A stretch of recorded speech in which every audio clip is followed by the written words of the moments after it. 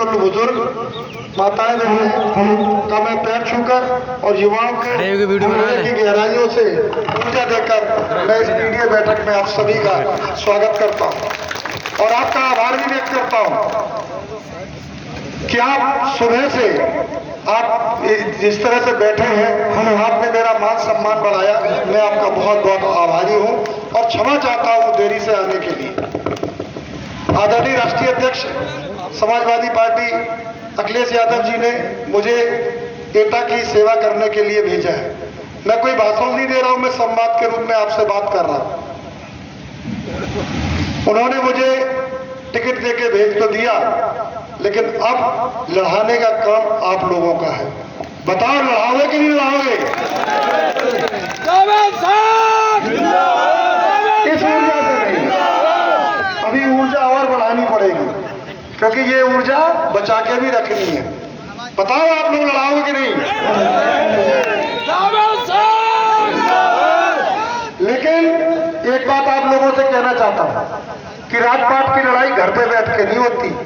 आप सभी तो मेरी क्रीम हैं, सकीट ब्लॉक की क्रीम है, और सकीट ब्लॉक से अगर 50,000 से कम लीड हुई तो फिर मजा नहीं आए।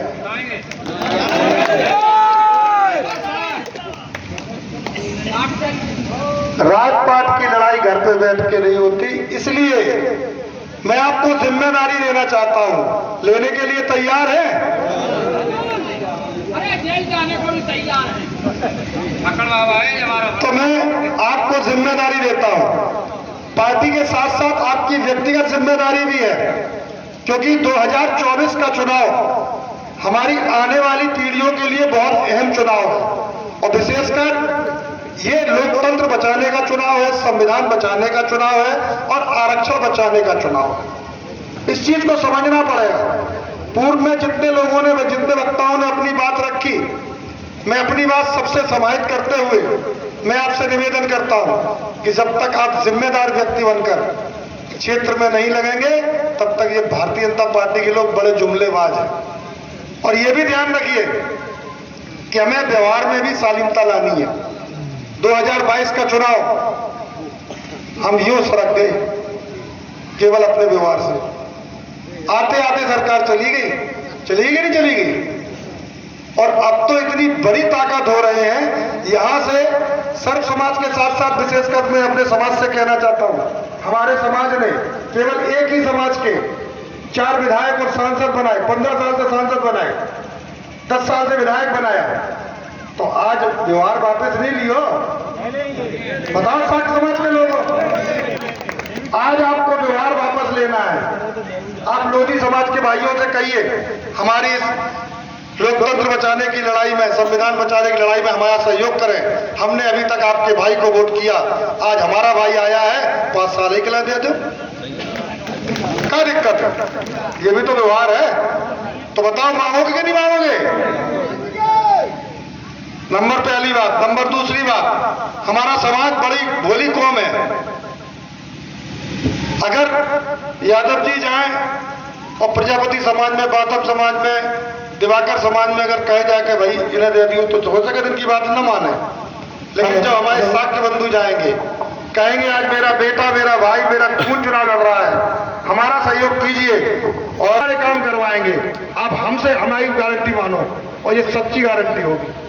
बहुत बढ़िया बात है।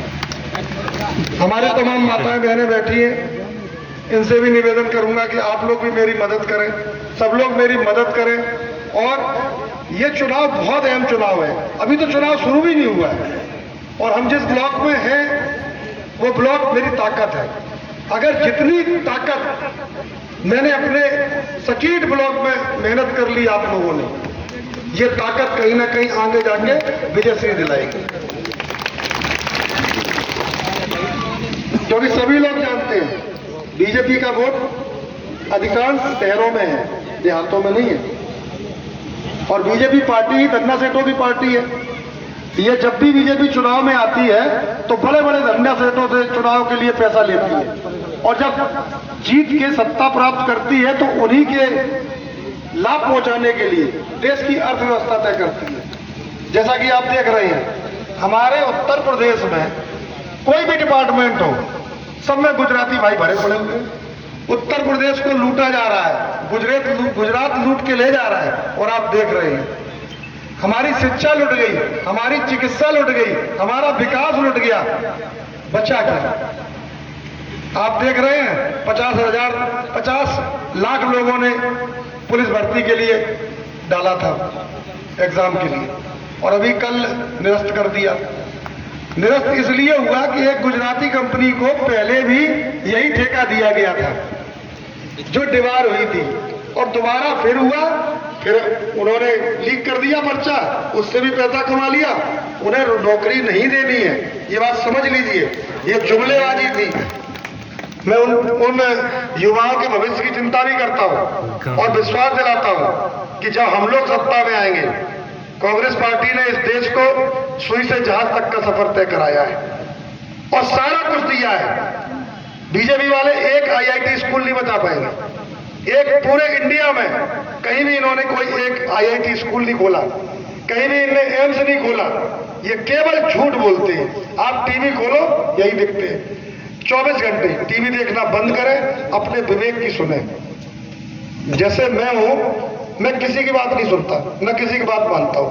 जो मुझे अच्छा लगता है मैं अपने मन की मानता हूं। तो आप भी